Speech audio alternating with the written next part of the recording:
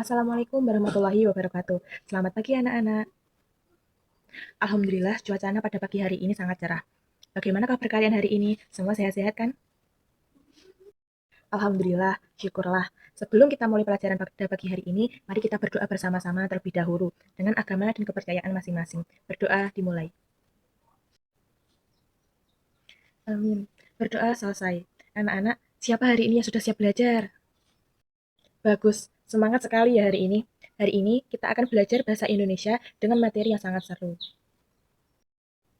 Sebelum itu, kalian bisa membuka modul halaman 10. Pernahkah kalian mendengar cerita tentang kancil dan buaya atau timun emas? Cerita-cerita tersebut seru kan? Nah, pada pelajaran bahasa Indonesia ini, cerita-cerita tersebut disebut sebagai teks cerita. Jadi, tujuan pada pembelajaran kita hari ini adalah: satu, kita bisa mengenal apa itu teks cerita. Dua, kita bisa menyebutkan bagian-bagian dalam sebuah cerita seperti tokoh, latar, dan alur cerita. Yang ketiga, yang paling seru, kita akan belajar menceritakan kembali isi cerita tersebut dengan bahasa kita sendiri yang mudah dipahami. Nah, di sini siapa yang suka mendengarkan cerita atau membaca buku cerita? Angkat tangan kalian tinggi-tinggi. Wah, ternyata banyak sekali ya. Pasti seru kalau ceritanya bagus. Nah, pada hari ini kita akan belajar supaya kalian bisa membuat dan menceritakan cerita yang seperti itu. Jadi, perhatikan baik-baik penjelasan dari Ibu. Kalau kalian paham, nanti kalian akan bisa menjadi pendongeng yang hebat. Siapa di sini yang mau menjadi pendongeng yang hebat? Yuk, kita mulai pembelajaran pada hari ini sekarang. Baiklah anak-anak, sekarang mari kita perhatikan contoh teks cerita pada buku modul kalian pada halaman 11.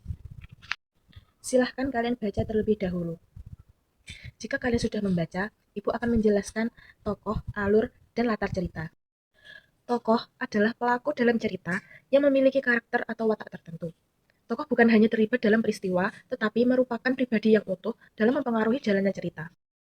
Terdapat 5 jenis tokoh pada alur cerita. Yang pertama adalah tokoh utama. Tokoh utama ini adalah tokoh yang paling sering muncul pada alur cerita. Yang kedua adalah tokoh tambahan. Tokoh tambahan ini adalah tokoh yang berinteraksi dengan tokoh utama, tetapi tidak menjadi pusat perhatian. Yang ketiga adalah tokoh protagonis. Tokoh protagonis ini adalah tokoh yang mendukung nilai moral pada jalannya cerita. Tokoh protagonis ini adalah tokoh yang baik. Yang keempat adalah tokoh antagonis. Tokoh antagonis ini adalah tokoh yang jahat atau tokoh yang melawan dan menciptakan konflik bagi protagonis. Yang kelima adalah tokoh tritagonis, tokoh penengah atau pendukung. Selanjutnya adalah alur cerita atau plot cerita. Alur adalah rangkaian peristiwa atau urutan kejadian dalam cerita, mulai dari awal, pertengahan, sampai ke akhir. Alurnya berurutan dan saling berhubungan satu sama lain. Nah, yang terakhir adalah latar. Latar merupakan keterangan yang menunjukkan tempat, waktu, dan suasana yang terjadi pada dalam cerita. Latar berfungsi membangun sebagai suasana agar cerita lebih hidup dan menarik. Latar terbagi menjadi 3, yaitu latar waktu, latar tempat, dan latar suasana. Kalian bisa belajar mencari dan menentukan bagian-bagian dari teks cerita tersebut dengan contoh yang ada pada teks cerita pada buku kalian, modul halaman 13. Oke, waktu kita sudah hampir habis. Sebelum kita pulang, yuk kita ingat-ingat lagi apa pelajaran yang kita pelajari pada hari ini. Tadi kita belajar tentang apa? Betul sekali, tentang teks cerita. Dalam teks cerita, ada apa saja sih? Ada tokoh, yaitu orang atau hewan yang berperan pada cerita tersebut. Ada latar, yaitu latar tempat, latar waktu, dan latar suasana. Kemudian ada juga alur, yaitu jalannya cerita dari awal sampai akhir. Kalau kita ingin menceritakan kembali cerita yang sudah kita baca, bagaimana ya caranya? Ya, kita akan membaca ceritanya dulu sampai paham.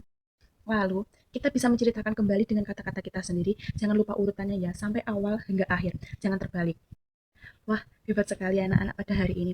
Semuanya dengan antusias dan memperhatikan apa yang sudah Ibu jelaskan tadi. Baiklah, sebagai penutup, mari kita berdoa bersama lagi untuk mengakhiri pembelajaran kita pada hari ini. Berdoa dimulai. Amin. Berdoa selesai. Demikian pembelajaran kita pada hari ini, bahasa Indonesia. Semoga apa yang sudah kita pelajari ini bisa bermanfaat. Sampai jumpa pada pertemuan selanjutnya. Selamat beristirahat dan wassalamualaikum warahmatullahi wabarakatuh.